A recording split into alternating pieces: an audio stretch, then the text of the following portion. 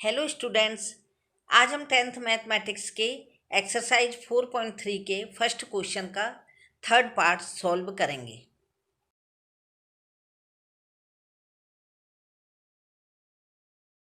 Third part है find the root of the following quadratic equations if they exist by the method completing the square.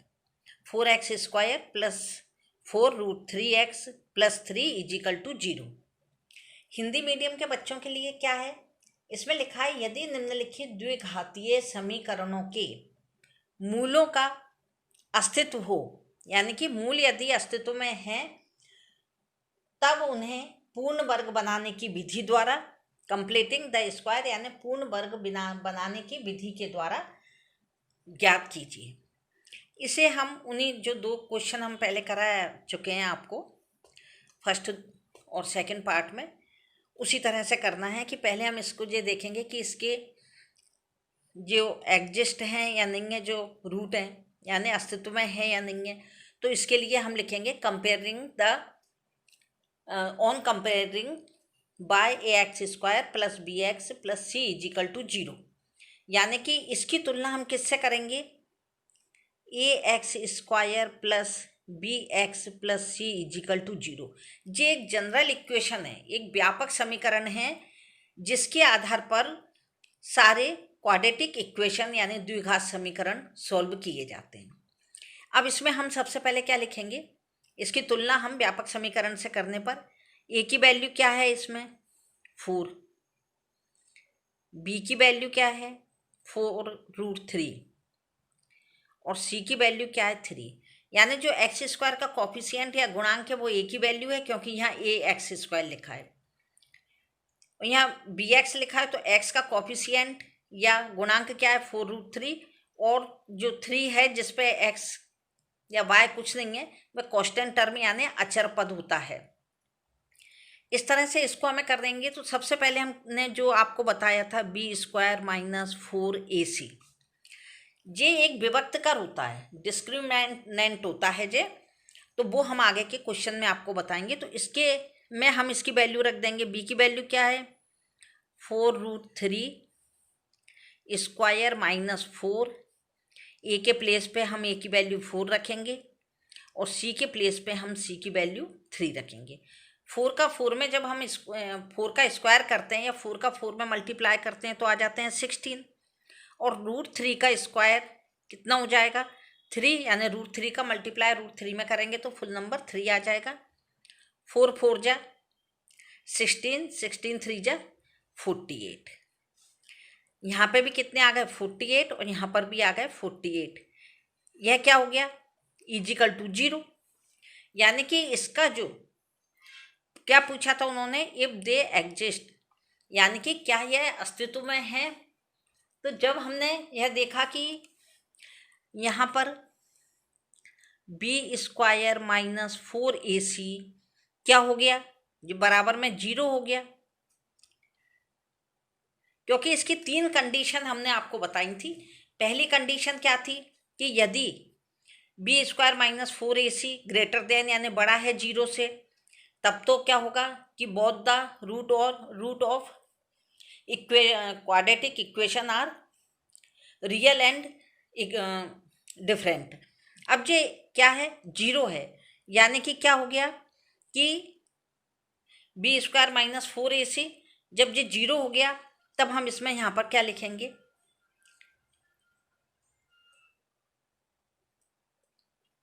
both the roots of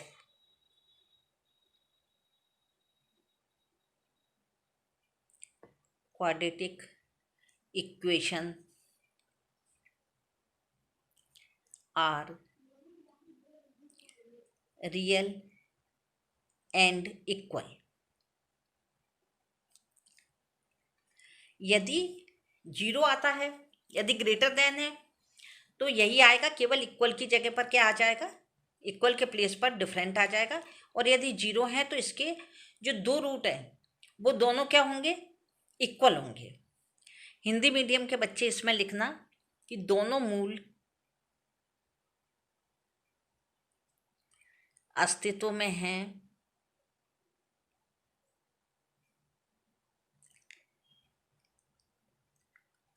और वास्तविक व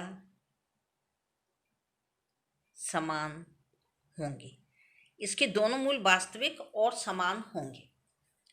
अब हम इसे उसी फॉर्मूले से, जैसे कि हमने अभी किया था, क्या कंप्लीटिंग स्क्वायर या पूर्ण वर्ग बनाने की विधि से अब हम इसे सॉल्व करेंगे। क्या है, 4x² plus 4√3x plus 3 equal to 0। अब जब इसके मूल समान होंगे तो इसका मतलब क्या होगा कि जे 0 बराबर 0 है, तो इट इज, आप लिखना चाहो तो लिख लेना यहाँ पर, यस रूट्स आर एग्जिट, हाँ मूल अस्तित्व में हैं। जब ये मूल अस्तित्व में हैं तो हम इनको सॉल्व करेंगे और बताएंगे कि किस तरह से यह मूल है। अब इसमें हमें क्या करना है, इसका भी हम क्या, जैसे उन्होंने कहा पूर्ण वर्ग बनाने की विधि, तो इसमें फर्स्ट और सेकंड पार्ट से थोड़ा सा ये डिफरेंट हो जाएगा, क्योंकि 2 के रूट नहीं बनते, 3 के रूट नहीं बनते। अब 4 के रूट बन जाते तो हम इसको इस तरह भी लिख सकते हैं कि 2 2 जा 4 और x का x में मल्टीप्लाई किया है x²। इसको हम क्या लिखेंगे, इस 2 के हमने 2 पार्ट कर दिए तो ये क्या हो गया 2 × 2, और √3 को √3 के प्लेस पर लिख दिया, x को x के प्लेस पर लिख दिया, और यहाँ 3 इजिकल टू 0। अब ये यहाँ पर भी आके कुछ ऐसा लग रहा है कि ये कुछ बन सकती है, तो हम इसे क्या करेंगे कि ये √3 है यहाँ पर, इसको हम यदि इस तरह से कर देते हैं तब भी वही बात रहेगी, क्योंकि यदि √3 × √3 ये 3 हो जाते हैं, क्योंकि यह हमने कई बार आपको बताया कि √3 है तो इसकी पावर क्या हो गई 1/2, हाफ पावर हो गई। इस पर यदि हमने स्क्वायर लगा दिया तो ये यहाँ आ गया, इससे ये कैंसिल हो गया, 3 बचे। इसी तरह से ये क्या था, √3 पे स्क्वायर था, तो ये इस तरह से सॉल्व हो जाते हैं। तो हमने इस 3 के √3² बना दिए। अब ये कुछ ऐसी आइडेंटिटी बन गई है कि यदि हम इसको यहाँ पे देखते हैं तो जो कौन सी आइडेंटिटी बन गई, a² 2ab, यानी कि 2ab और प्लस b² यानी कि a + b²। तो इस पूरी आइडेंटिटी को हम क्या करेंगे कि एक जगह तो ये पूरी आइडेंटिटी हमने ले ली, तो ये यहाँ पर ये भी हो सकता है 2x + √3²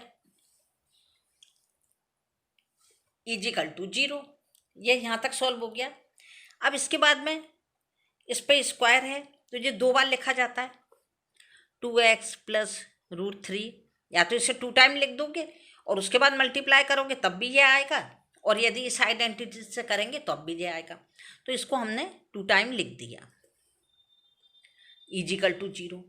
तो अब इन दोनों के जो मूल निकलेंगे यानी कि रूट्स निकलेंगे वो इक्वल होंगे, क्योंकि हमने यहाँ लिखा है कि जब 0 होता है तो both roots are of quadratic equation are real and equal, दोनों मूल अस्तित्व में हैं, वास्तविक और समान होंगे। तो यहाँ पे हमने 2x इजिकल टू लिया तो यहाँ माइनस के √3 आ गए, और यहाँ पर भी यही आ गया 2x + 2x इजिकल टू -√3। तो x इजिकल टू क्या हो गया -√3/2 और x इजिकल टू -√3/2। यह इसके दोनों क्या बन गए, रूट। अब इसमें हमें आगे कुछ नहीं करना है, क्योंकि हमें जो उन्होंने पूछा था वह कंप्लीट हो गया है कि यदि वो एग्जिस्ट हैं यानी कि मूल अस्तित्व में हैं तो उन्हें हमें फाइंड करना है। तो इसके यह 2 मूल फाइंड हो गए, यह इसका आंसर है। Thank you.